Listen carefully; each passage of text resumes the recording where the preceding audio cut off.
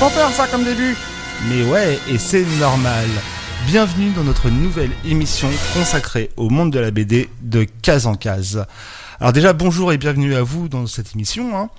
Donc aujourd'hui, qu'est-ce qu'on va prendre ? Alors le thème d'aujourd'hui est un peu particulier et depuis le début de l'aventure radiophonique, c'est un thème d'émission qui nous tenait à cœur. Alors, à savoir, de quoi on va parler aujourd'hui ?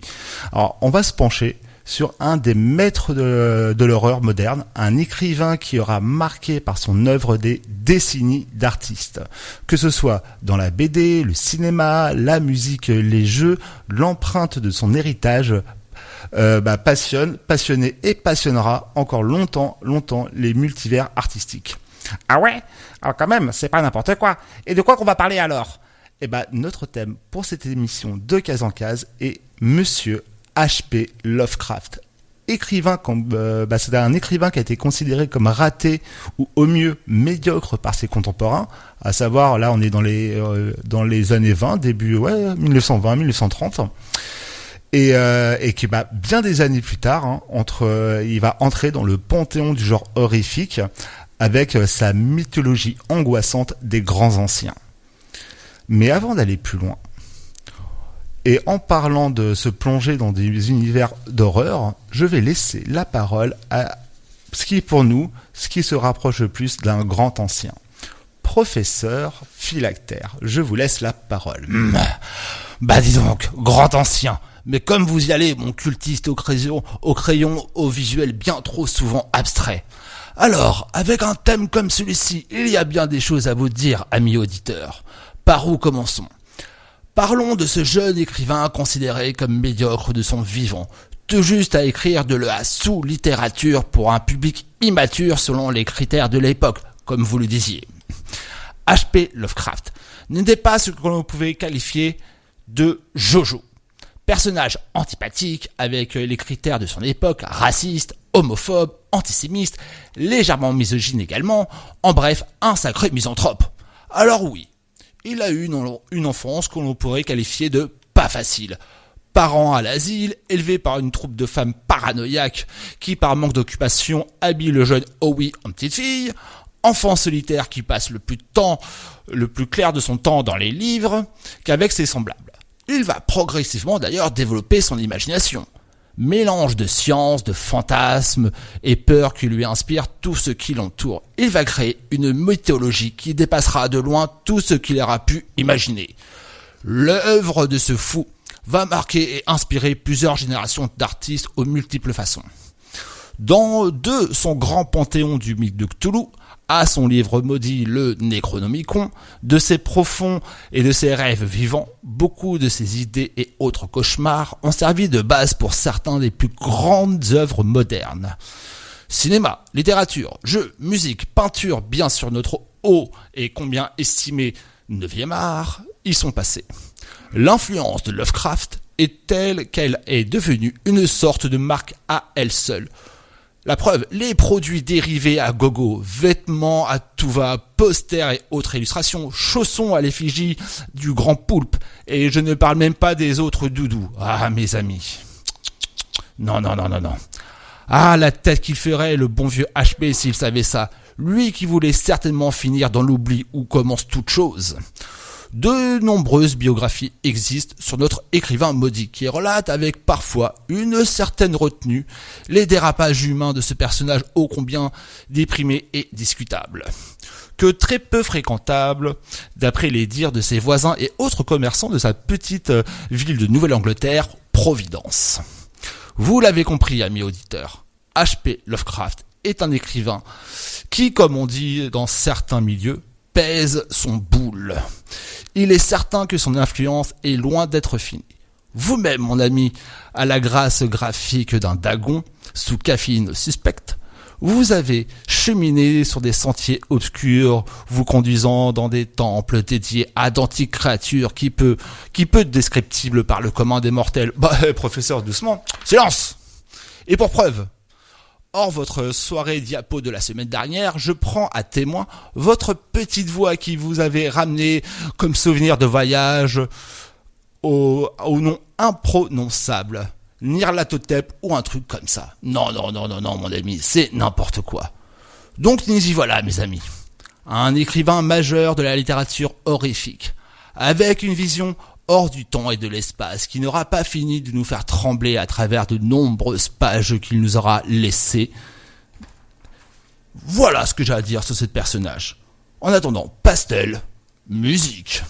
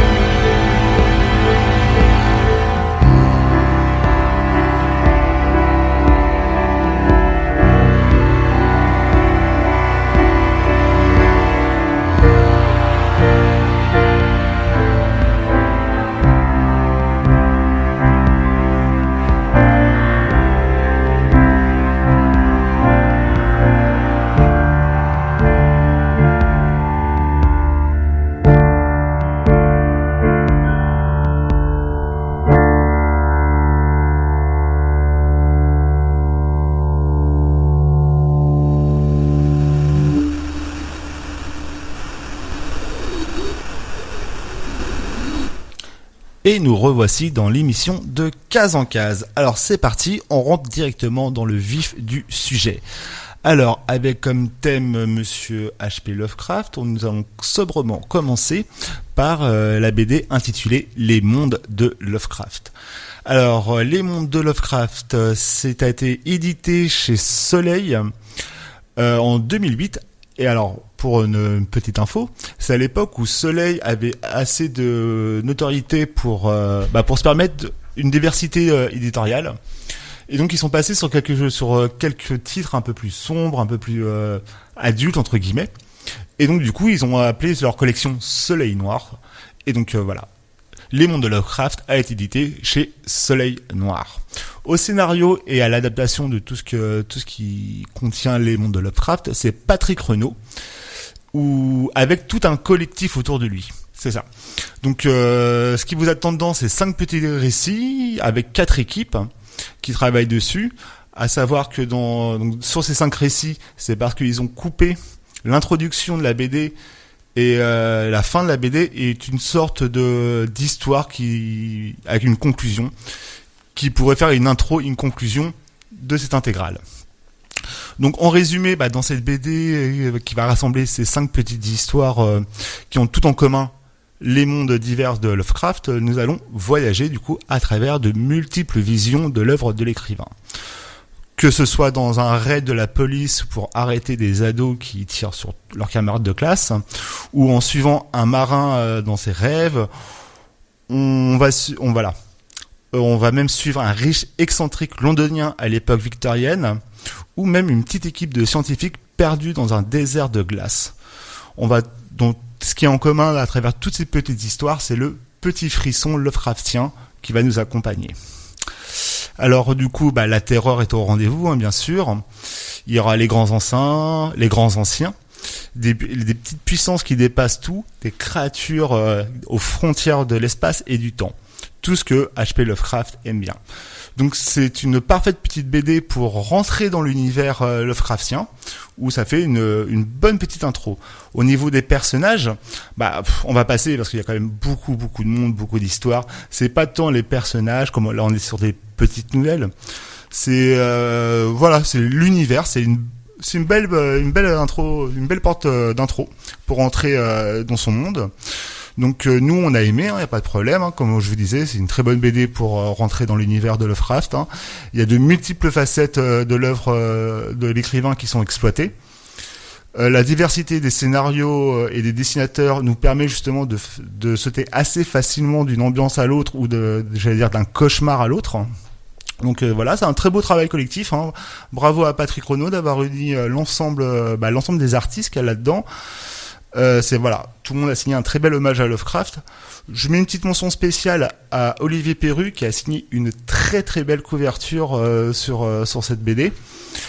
Dans le même esprit d'ailleurs, dans l'esprit petite introduction pour rentrer dans l'univers de Lovecraft, hormis les mondes de Lovecraft, donc du coup de chez Soleil. Il y a, donc même idée, un recueil de plusieurs histoires sur le thème de Lovecraft. Il y a aussi le numéro spécial de chez Métal Hurlant qui se nomme Murmure et Chuchotement. C'est le numéro 12, si vous voulez tout savoir. Donc c'est consacré à Lovecraft. Et et c'est également je le conseille pour les amateurs et les curieux de l'univers. D'autant plus que Métal Hurlant est revenu il y a quelques années dans une très belle version. Ils ont fait un très beau travail éditorial. Donc pour tous les amateurs de BD qui changent un petit peu, je vous conseille vivement Métal Hurlant. Et en l'occurrence, le numéro 12, Murmure et Chuchotement, le spécial consacré à notre maître de l'horreur. Avant d'aller plus loin, en parlant de maître de l'horreur, je vais vous laisser avec un petit son de pastel à choisi spécialement pour notre émission, comme à chaque fois, qui se nomme tout simplement The Call of Cthulhu. Allez, c'est parti.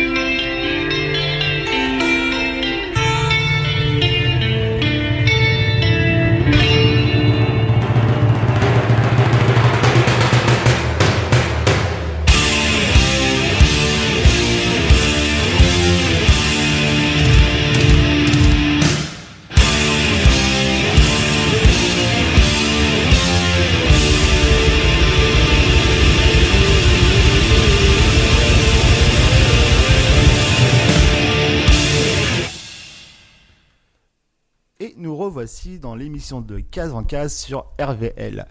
Eh ben, merci Pastel. Ça, c'était un très bon exemple de l'inspiration qu'a lâché Lovecraft assez contemporain, enfin à la suite, hein, car du coup, ce morceau se nomme Call of Cthulhu, directement inspiré du mythe de Cthulhu de Monsieur Lovecraft. Donc maintenant, on passe à la suite. On a fait un petit tour d'intro sur qu'est-ce qui vous attend. Ah ouais, d'ailleurs, ça fait vachement peur vos histoires. Votre musique, elle est trop violente, vos histoires, elles font trop peur. Elle est dure, votre émission. T'inquiète pas, mon petit HB. Justement, on va détendre un petit peu tout ça avec la BD qu'on va te présenter et même vous présenter. Ah bah vas-y, je t'écoute. Donc nous sommes sur le titre de cette BD, c'est Le Jeune Lovecraft. Au scénario, nous avons José Oliver et c'est Bartolo Torres qui fait les dessins et la couleur. C'était édité chez Diablo Éditions. La première version, qui est une version américaine sur le net d'ailleurs, c'est de 2007 et c'est arrivé en France en 2013. À l'heure actuelle, et je pense que d'ailleurs plus qu'à l'heure actuelle, hein, il y a 3 tomes. Donc voilà un petit peu pour ces petites infos sur le jeune Lovecraft. Alors qu'est-ce qui vous attend là-dedans ? Donc nous allons suivre avec une touche de décalé et une bonne dose d'humour la vie de cet enfant qui n'est pas tout à fait comme les autres. Lovecraft. C'est un mélange de fiction absurde s'appuyant sur certains faits réels de la vie de l'écrivain et d'un cartoon à la sauce gothique. Hein. Donc dans cette BD, le jeune HP est un enfant solitaire, introverti et qui n'est pas toujours à l'aise avec les personnes de son entourage.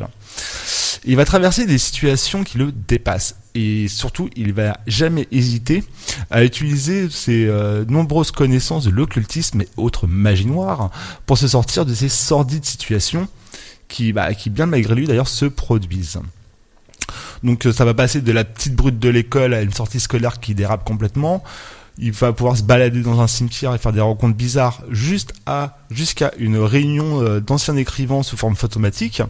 Donc il va avoir bien des situations qui vont modeler notre jeune écrivain en herbe. Et tout ça va mûrir dans son petit esprit décalé pour créer à fur et à mesure le mythe de Cthulhu. Donc c'est voilà ce qui vous attend dans le jeune Lovecraft. Donc, dans les 3 tomes, on suit à peu près les mêmes, c'est sous forme de petites histoires et on va suivre l'évolution de ce personnage à travers les histoires. Donc au niveau des personnages, il n'y a pas beaucoup de surprises. Hein. Nous avons évidemment H.P. Lovecraft en enfant cynique et qui porte bien sûr un regard plein d'amertume sur ses semblables, hein, qui est pas à l'aise en situation et qui méprise un petit peu tout le monde. Pas de grande surprise. On va voir comme personnage aussi qui revient souvent Glenn. Alors Glenn à la base c'est une goule de cimetière et ça va devenir plus ou moins le familier du jeune Lovecraft. Glenn il est serviable, il est plein de bonnes intentions. Plein de bonnes intentions entre guillemets pour une goule qui reste quand même une personne qui est mangeuse de chair humaine. Donc une sorte de chien plus ou moins domestiqué pour le petit Lovecraft. Qu'on va revoir assez souvent. On va avoir Ramennoth. Qu'est-ce que c'est que ça, Ramennoth ? Alors, Ramennoth, c'est un dieu antique d'une étrange dimension. Il est régulièrement invoqué en partie par le petit Owie afin de lui donner des coups de main. Je dis en partie parce que il est régulièrement invoqué par plusieurs personnes, mais seulement des morceaux de son corps partent à droite et à gauche. Donc, régulièrement en partie invoqué par Owie. Et le 4e personnage que nous allons voir régulièrement dans cette série, c'est Suzy. Suzy, c'est la camarade de classe de Owie. C'est d'ailleurs elle qui va lui trouver ce joli petit pseudo qui est Owie. Donc c'est tout le contraire de Lovecraft. Hein. Elle est pétillante, pleine de vie, mais elle a en commun avec son ami le goût de l'étrange et de la magie. Et hormis ces créatures mystiques bizarres et dérangeantes, c'est la seule amie normale du petit Lovecraft. Voilà, et donc du coup c'est ce qui vous attend un peu. On a fait un petit peu les personnages. Avant d'aller un petit peu plus loin, on va vous laisser avec un petit son tout léger pour notre petit HB. Ah ouais, c'est gentil ça. Pastel, qu'est-ce que t'as pour HB ?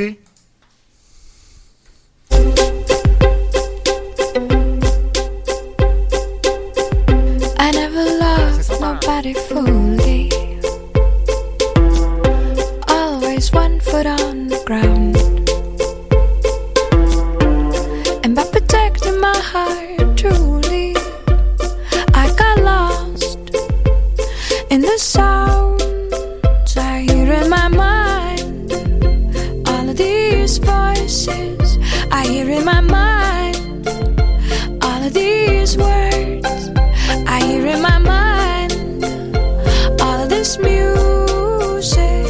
breaks my heart, and it breaks my heart, and it breaks my heart.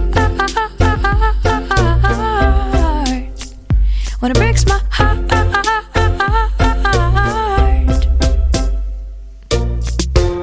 Suppose I never ever met you. Suppose we never fell in love. Suppose I never ever let you kiss me so sweet and so soft. Suppose I never ever saw you. Suppose you never ever called. Suppose I kept on singing love songs just to break my own fall, just to break my fall, just to break my fall, just to break my fall, break my fall, break my fall. All my friends say that of course it's gonna get better, gonna get better, better, better, better, better, better, better, better. I never loved nobody fully. Always 1 foot on the ground. And by protecting my heart truly, I got lost in the sounds I hear in my mind. All of these voices I hear in my mind. All of these words I hear in my mind.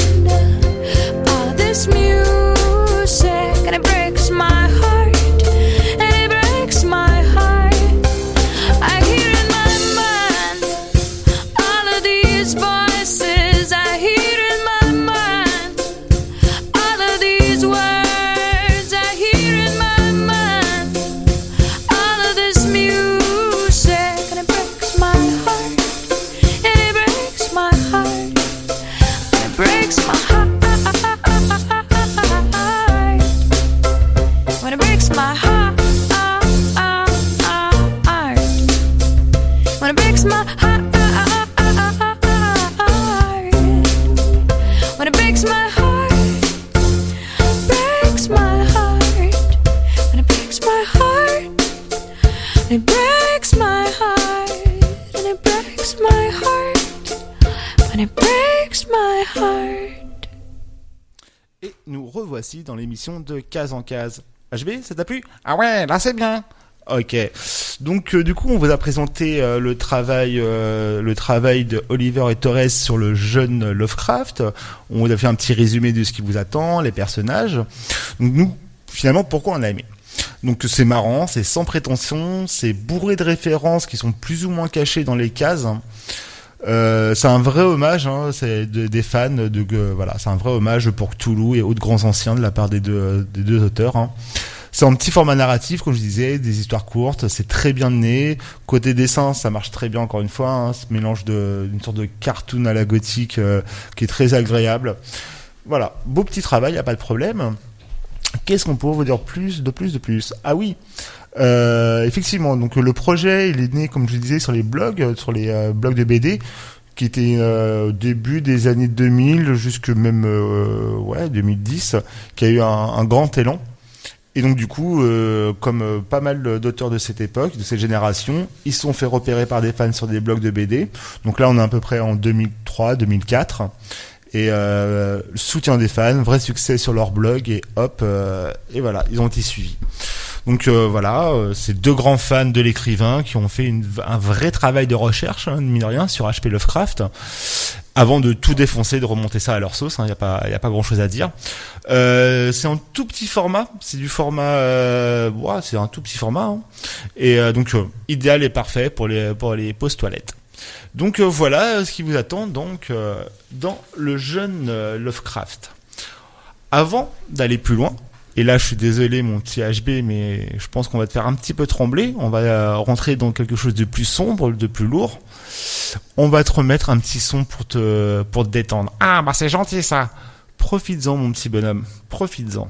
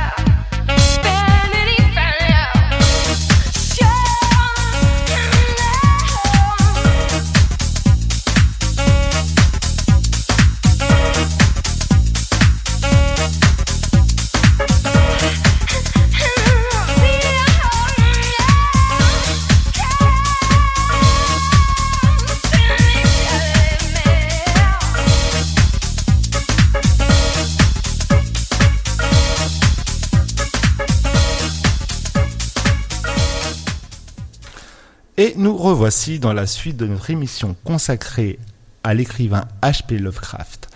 Donc on vous a présenté les deux premières BD, les mondes de Lovecraft, également le jeune Lovecraft. Et maintenant on va rentrer dans quelque chose de... Excusez-moi. On va rentrer dans quelque chose de plus angoissant. Parce que hormis l'horreur, Lovecraft était un maître dans l'angoisse. Et c'est sous le titre de Providence que, au scénario, le Alan Moore signe cette trilogie consacrée à la culture Lovecraftienne. Au dessin, nous avons Jason Barrow, aux couleurs Juan Rodriguez. Ça a été édité chez Panini Comics. C'est une série en 3 tomes qui est finie. Le premier tome date de 2016, en tout cas la version française, donc ça fait plaisir, série finie. Qu'est-ce qui vous attend dans le Providence d'Alan Moore ? Alors donc on va suivre Robert Black, qui est un jeune journaliste new-yorkais des années 20, qui va mener un petit peu par hasard des recherches sur un vieux livre ésotérique. Et toutes ces investigations vont le pousser à quitter New York pour cette étrange région américaine, encore d'ailleurs par certains aspects bloqués dans les coutumes et les traditions d'un autre temps, la Nouvelle-Angleterre. Poussé par une curiosité dévorante, Black quitte son travail pour se lancer sur les routes de cette région pleine de secrets. À travers son voyage, Robert Black va commencer à trouver les idées pour ce livre qu'il veut tant écrire et d'ailleurs il en rêve. Le thème qu'il a trouvé, c'est celui d'un regard qui va porter sur la face cachée de toute une partie de la société américaine. Son voyage donc, va le pousser en Nouvelle-Angleterre et de rencontres étranges, il va rencontrer des personnages fort étranges. Et il va avoir des échanges inquiétants. L'exploration, il va également partir explorer des bâtiments où se cachent de lourds secrets. Notre jeune écrivain va progressivement basculer dans une réalité différente où certaines de ses croyances voleront en éclats pour laisser place à une réalité bien plus glaçante. Bon, ça fait peur tout ça. Et ouais, c'est le résumé de Providence d'Alan Moore. Au niveau des personnages, qu'est-ce qui vous attend ? Donc il y a quand même une très large galerie de personnages que nous allons croiser sur la route de Black tout au long de ces 3 tomes. Et du coup, on va pas trop se lancer dedans. On va plutôt vous présenter vite fait Black. Ça fait plaisir. Donc notre journaliste, c'est quoi ?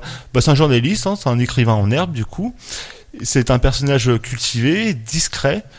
Il a quelques secrets et quelques regrets d'ailleurs, notre Robert Black. Et il est plutôt, le commun des mortels pourrait le qualifier d'extérieur comme une personne d'agréable, voire du genre idéal. Voilà ce qui vous attend pour Providence. Avant d'aller un petit peu plus loin, Pastel a trouvé une petite musique d'ambiance pour cette BD. Eh ben Pastel, montre-nous ça.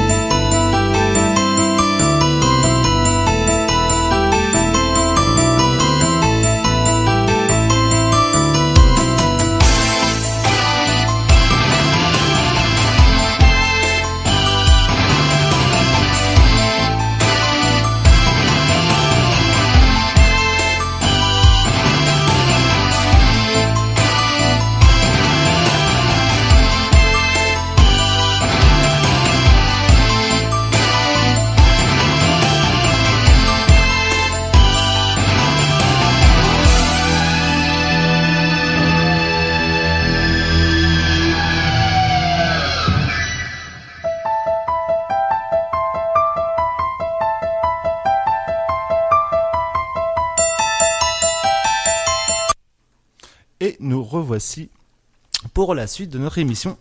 Alors du coup, on est sur Providence, on vous a fait un petit résumé de ce qui vous attend, on vous a présenté le personnage.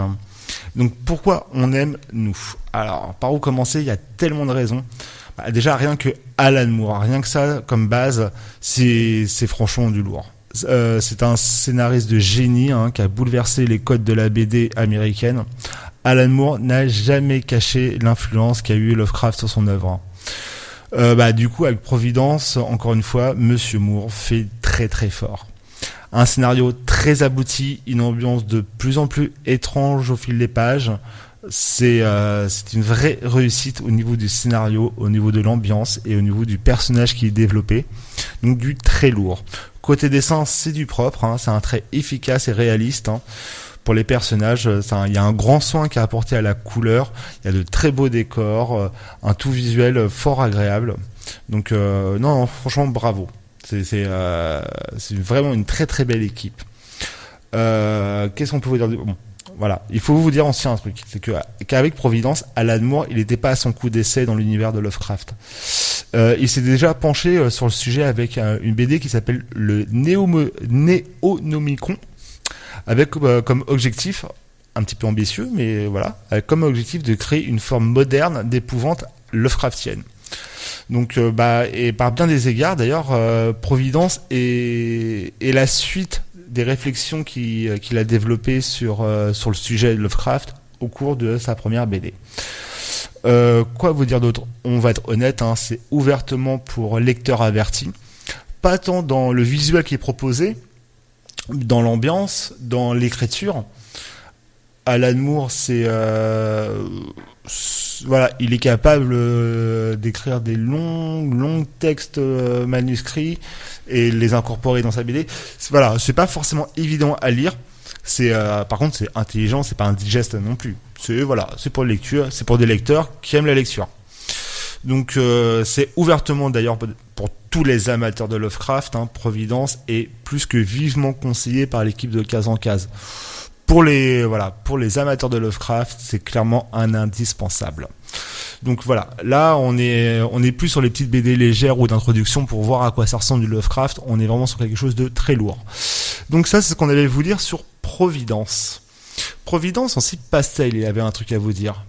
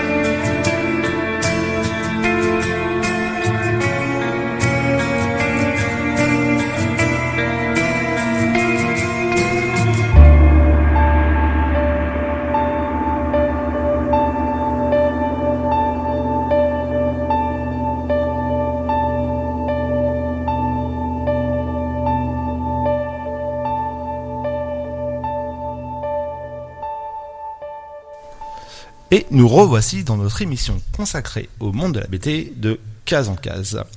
Alors on arrive tranquillement sur la dernière BD qu'on va vous présenter pour notre émission sur Lovecraft, qui se nomme Le Dernier Jour de H.P. Lovecraft. Au scénario, nous avons Romuald Guilbeault. C'est Jakub Rebelka qui signe le dessin et les couleurs. C'était édité en 2023 chez 404 graphiques.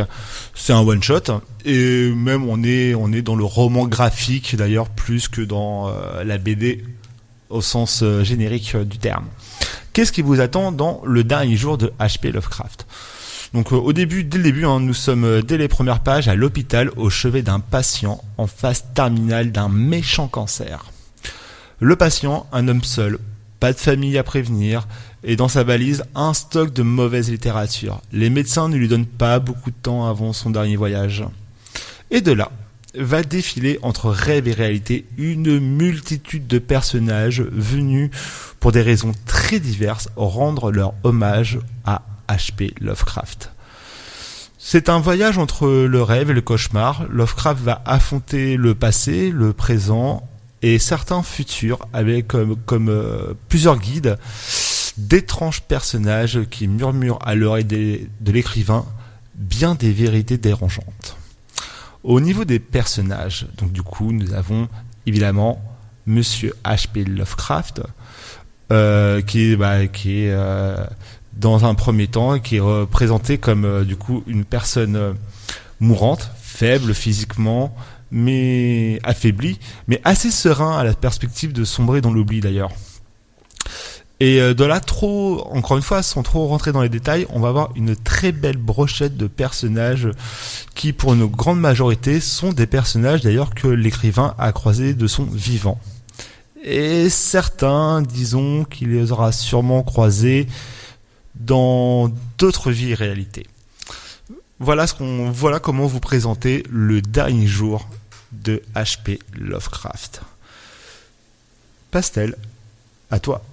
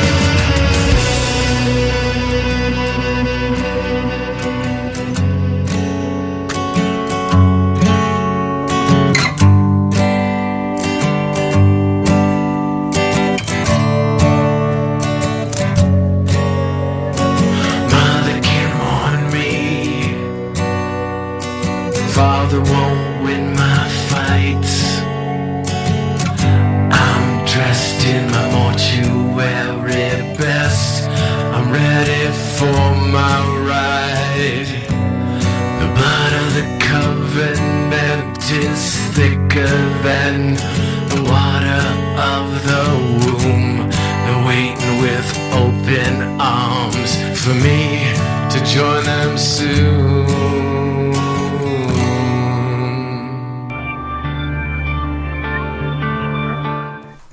Et nous revoici pour la suite de notre émission et même progressivement d'ailleurs la fin de cette émission. Mais c'est pas encore fini. Donc là pour le moment, on vous a présenté le dernier jour de Monsieur Lovecraft et donc pourquoi on a aimé. Donc le dernier jour de H.P. Lovecraft est un vrai petit bijou. Niveau narration, c'est à la hauteur des ambitions. C'est un vrai bel hommage à Lovecraft. Que ce soit dans l'ambiance qui est donnée ou par le voyage à travers les brumes du temps qui nous est proposé, l'ambiance Lovecraftienne est digne du maître. Il n'y a pas de problème, c'est très très bien réussi. Côté dessin, c'est une vraie grosse claque. C'est le travail à la peinture est somptueux, les traits torturés des personnages grossiers, sans paraître caricaturaux, est juste parfaitement maîtrisé par l'artiste. C'est un grand bravo à ce duo qui rend un très très bel hommage et une approche originale sur Monsieur Lovecraft. J'entends par là traiter de l'écrivain plutôt que du mythe de l'écrivain. Bravo. Donc ça mérite, en tout cas pour l'équipe de Case en Case, ça mérite largement sa place dans toutes les bonnes bibliothèques d'amateurs. C'est plus que vivement conseillé par l'équipe de Case en Case. C'est un gros coup de cœur. Voilà, un très très joli travail. C'est très très bien fait. Qu'est-ce qu'on peut dire d'autre au niveau donc si petit plus voilà, en 2023, il se trouverait que certaines personnes de l'équipe que je me tairais ont eu l'occasion et la joie, le privilège de pouvoir rencontrer le duo artistique pour un petit échange avec eux, et de ce qu'on m'a dit, c'était fort sympa. Donc voilà pour le dernier jour de H.P. Lovecraft. Je m'aperçois que depuis le début de l'émission, je vous présente l'écrivain Lovecraft comme H.P., mais donc du coup H.P. Edward Philip Lovecraft. Comme ça, ce sera fait. Dont le petit Howie, où on vous avait dit pendant la BD le jeune Lovecraft. Avant d'arriver tranquillement sur la fin, je sais qu'il y a un dernier petit son que Pastel tenait particulièrement à vous passer, donc on va éviter de le décevoir, hein. Il va nous taper dessus et bon bah personne ne veut ça. Pastel, on te laisse la parole.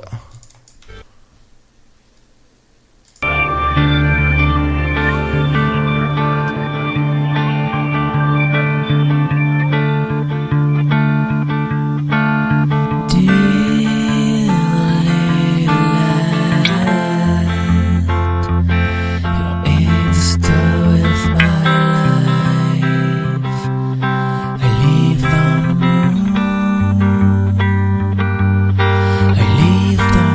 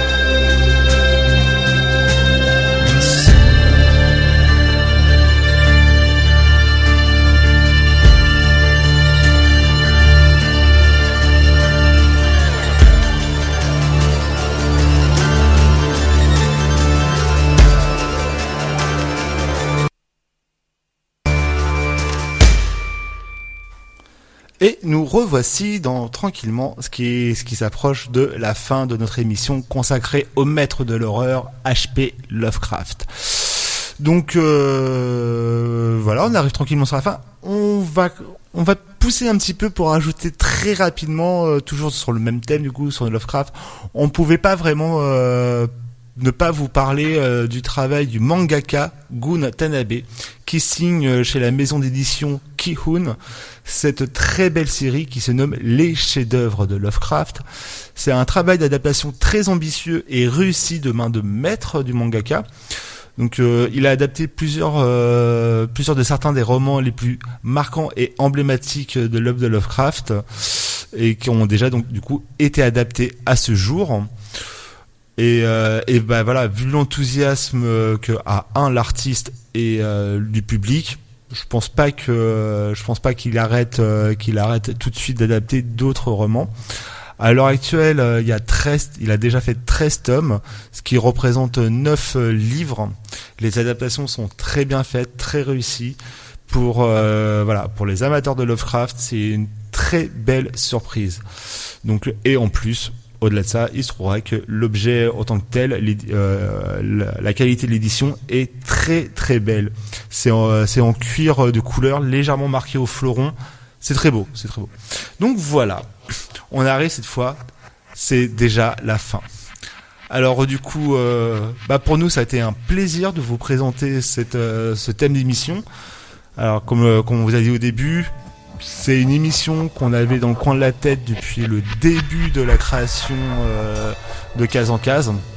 Et donc on est vraiment content d'avoir eu l'occasion de le faire, d'avoir la liberté de ton pour nous exprimer comme on l'entendait sur l'artiste. Donc un grand merci pour ça à l'équipe du château. Sinon, quoi vous dire d'autre encore une fois, n'hésitez jamais à aller voir vos libraires préférés qui seront toujours de conseils plus avisés, de meilleurs conseils qui pourront vous orienter vers d'autres BD. Voilà, n'hésitez pas à aller voir vos libraires, les libraires sont nos amis. Aussi, encore une fois, merci à vous l'équipe. Ouais. Merci. Donc voilà, c'est toujours un plaisir de partager cette heure avec vous. Quoi vous dire d'autre? Et déjà merci à tout le monde. Ça y est, oui, je le vois, il est là depuis un petit moment, je le tourne et encore une fois, je m'excuse platement, Oscar, pour te rendre l'antenne avec un petit peu de retard, comme bon, voilà, tu le sais, tu fais les gros yeux, mais bon, ça va se passer. Donc nous, on se donne comme à chaque fois rendez-vous. Là, c'était exceptionnel parce qu'on est le premier, mais classiquement dernier mercredi de chaque mois de 19h à 20h. Nous, on sera au rendez-vous. Donc avec un grand plaisir, on se retrouve pour ce mercredi, le dernier du mois. En attendant, vous pouvez retrouver l'émission qui sera sur le podcast de la radio. Vous pouvez retrouver l'intégralité des playlists de notre pastel sur Spotify où il travaille en étroite collaboration avec notre petite voix désincarnée. Et voilà, je vais vous dire merci à vous. D'ici là, je vous souhaite une bonne lecture, une bonne soirée. Profitez du soleil et des week-ends un petit peu longs du mois de mai. Et voilà, je vous dis bonne soirée, à bientôt.